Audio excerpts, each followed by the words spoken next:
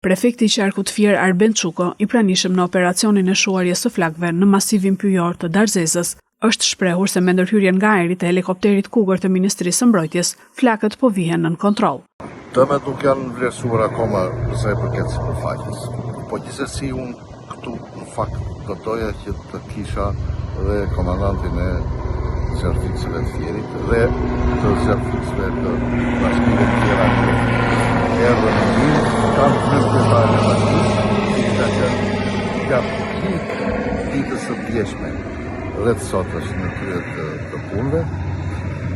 Fati i mirë dje ishte që nuk ishte erë dhe me ndryrën e fuqishme dhe sakrifikuese të zjarrfikseve dhe me bashkëpunim dhe me bashkitë e tjera, jo vetëm të Fierit, u neutralizuar zjarri i Blusëm. Sot, nga kushtet e vështira të erës dhe të terrenit zjarrfikset, në terren rënor nuk përbaronin dot, u detyruam që kërkuam ndihmën e forcave ajrore dhe të Ministrisë Mbrojtjes. Ministri i Mbrojtjes dhe shtabi i përgjithshëm përgjigjen me njëhershme dhe shpresojmë që helikopteri të mbaroj punën që për arsye objektive zjarrfikse vendor nuk arritën dot.